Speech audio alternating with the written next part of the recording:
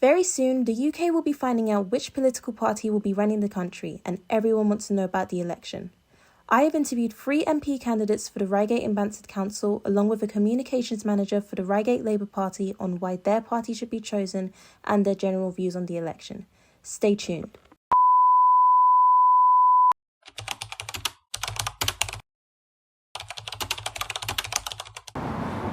Because I think I'm the best candidate. I'm the Liberal Democrat candidate. I'm one of 5 here.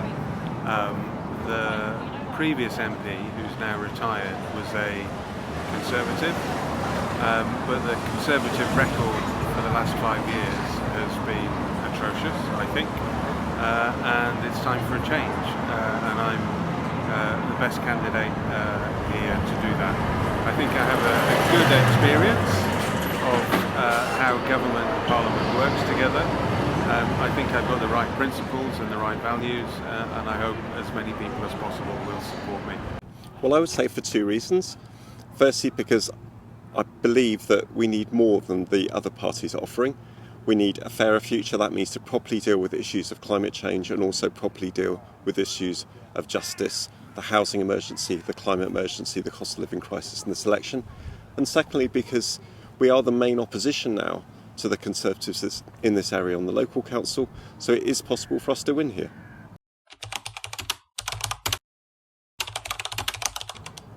Well, I think it's important that Reigate's interests are represented to national government. So, for example, some things we need to protect. We need to protect the green belt around us while providing some genuinely affordable local housing. But there are some problems which seem to be going on for ages in Reigate that haven't been resolved. So, for example, I would want to speak to the Department of Education to get commitment that Reigate Priory School can be refurbished and improved on its current site. I'd want to speak to the Department of Transport to stop asking Network Rail for money to effectively build tower blocks and not the transport connections we need around Redhill Station. That would be 2 examples. I think it's important that we have a strong link between this local area and Parliament, and make a link between what's happening locally, what the MP stands for locally, and how they vote in Parliament. We need, I think, more money to pay for better services. So we need a stronger economy. Exactly how that is spent is down to the individual institution. We have, for example, 2-tier local government here. There's the Borough Council. There's also the County Council, and they're responsible for different things. And we also have the other main institution, of course, is the Public Health Service. So we want all of those services in all of those institutions to improve. And fundamentally, the way to do that is with a stronger economy, better trade conditions between the UK and our neighbours and the rest of the world. And with that stronger economy, we can have better public services, and Reigate and all of the surrounding area will be better for that. Well, the Reigate constituency in particular, we need a lot more GP places, we need a lot more dental appointments, so the healthcare, we've got a massive hospital, East Surrey, which does a great job, and that needs much more resource. So healthcare has to be a really big one, but also we need to invest in security, particularly in the town centre here in Redhill, and really need to push forward a plan for Redhill because the M&S is moving, we've got the Harlequin shut down, so it's a time of flux for Redhill town centre in particular, so I'd look to lead a way forward and get some investment for Redhill town centre.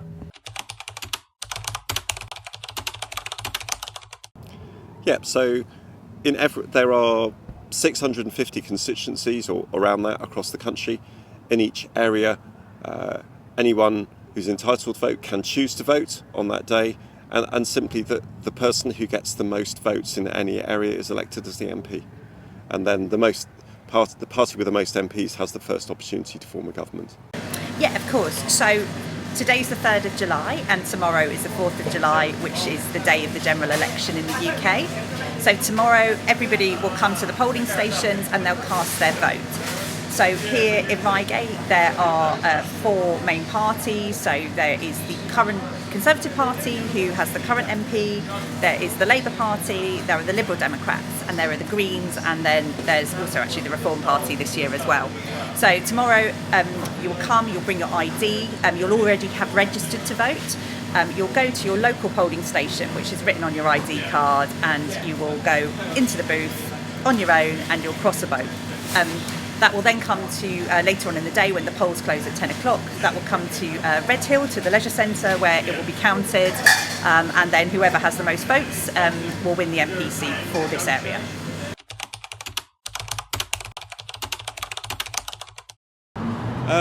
I've not thought about any other political position. I want to win. I want this area to do well. I want the country to do well. I want to, in particular, what I want to do is to reverse some of the damage that Brexit, the withdrawal from the European Union, has caused over the last 5 years.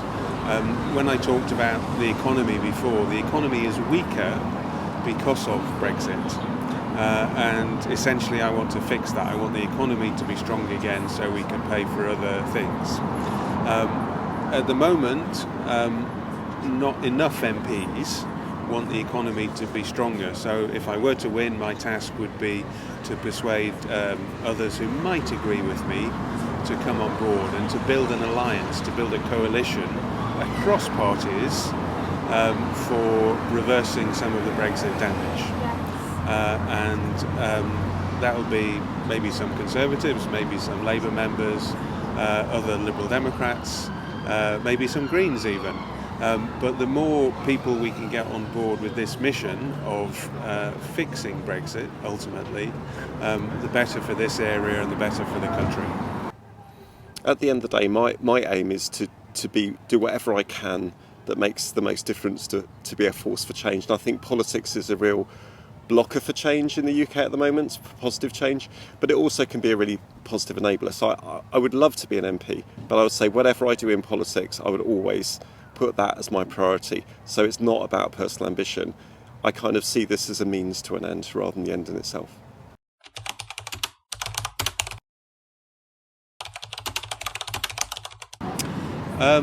I think I've always been political in a sense because I've wanted to influence and change policy for the better. Long term, my background is as an environmentalist. At school we had a very good geography teacher that made the environment relevant. Since then, most of my work has been working with environmental organisations and already in the political arena. So I've done lots of work in the European Parliament, with the European Commission, with the Westminster government before that, back in Tony Blair's day. And it's about, politics is about changing policy so good things happen. Politics is the struggle to apply ethics, and if your ethic is environmentalism, then you organise on that principle.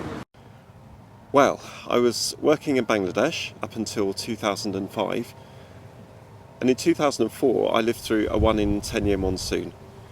At the end of the road was where I worked, and by the time I left, you had to get a boat down the road rather than drive down the road because it was completely flooded. Many people were suffering from cholera, and I saw this as the first sort of impacts of what climate change could have on some of the most vulnerable parts of the UK. But I met a rickshaw driver and had a conversation with him about where he lived and how change could happen. He basically said to me, well, for big problems in the world, we look upon other countries to take the lead, like the UK. So I thought the best thing for me to do was to come home and see what change we can make in the UK that's both better for the UK and better for all parts of the world.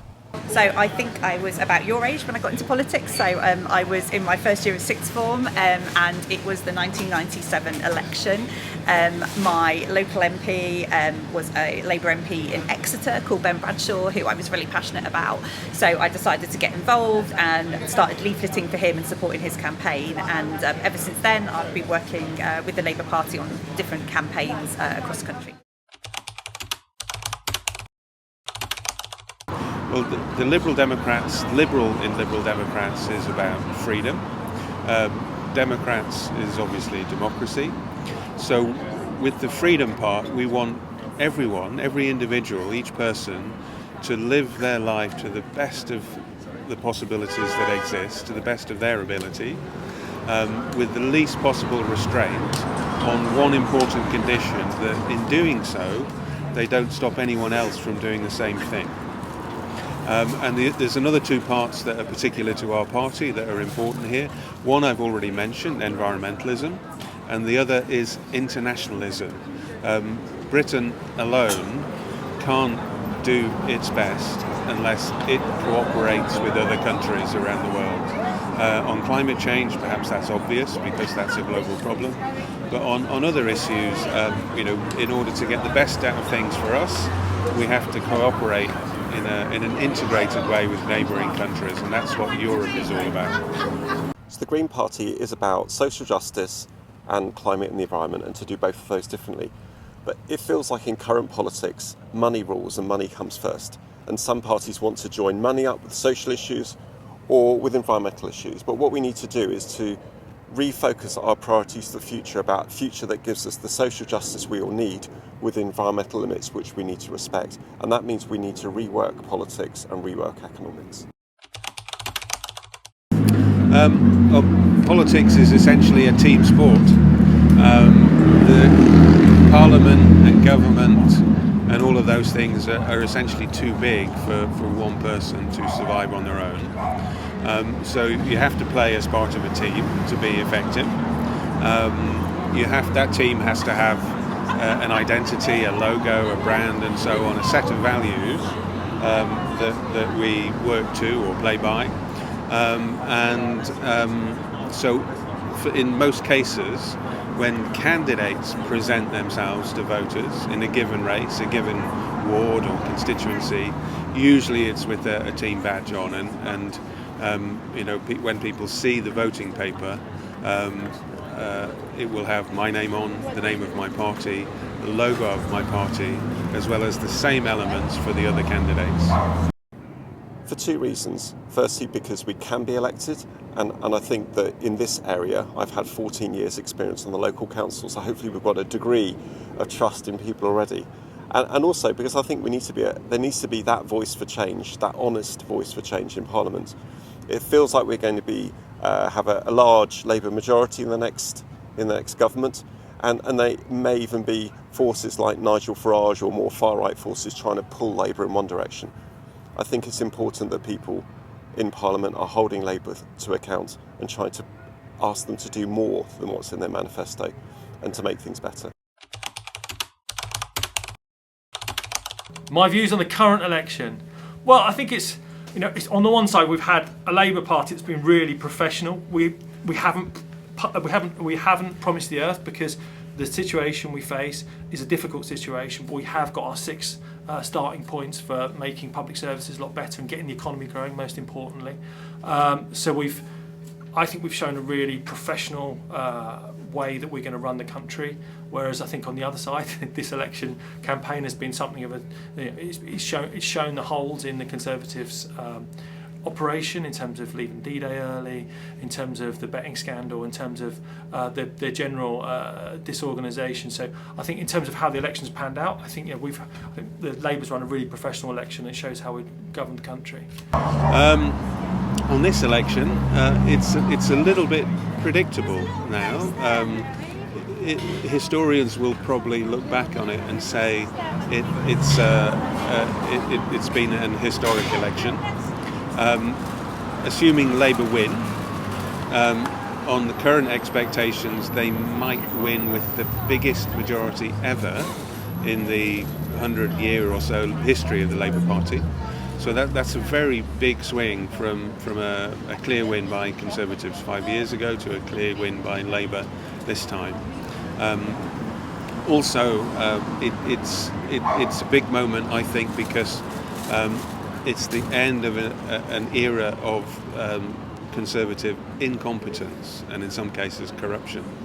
So the Conservatives traditionally would hold up values of decency in public life, but in recent years, because we've seen ministers especially, but other MPs, cutting corners, telling lies, being in it for themselves and not in it for the public good. I, for one, will be very glad to see the back of that.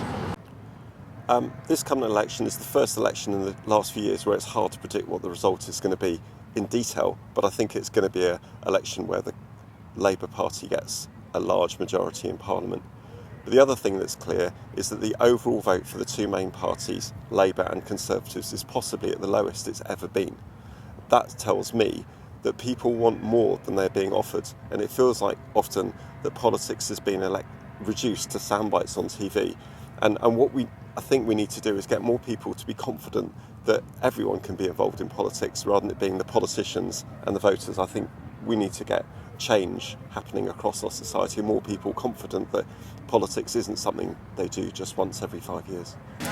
So my views on the current election is this is the most exciting election that we've had since 1997. We have a real opportunity to change this country, to really, I think, send the Conservatives a real message that their behaviour has not been acceptable, to repair our economy and also to create a really good future for young people.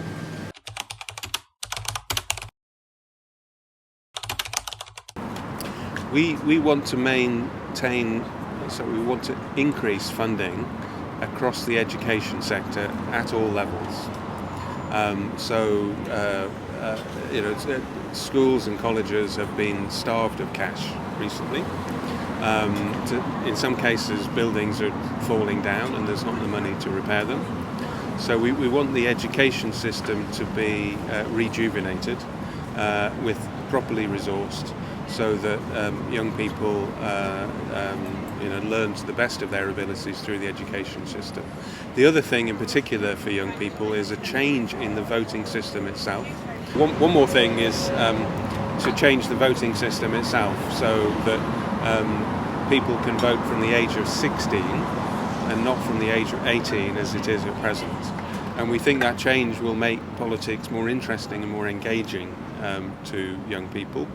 If they take an interest at 16, when usually speaking they're still living at home, then they will take a bigger interest in things in their local area in where they've grown up, so it'll be more relevant in that sense. If you only get to vote at 18 and maybe when you've moved to university in a different part of the country,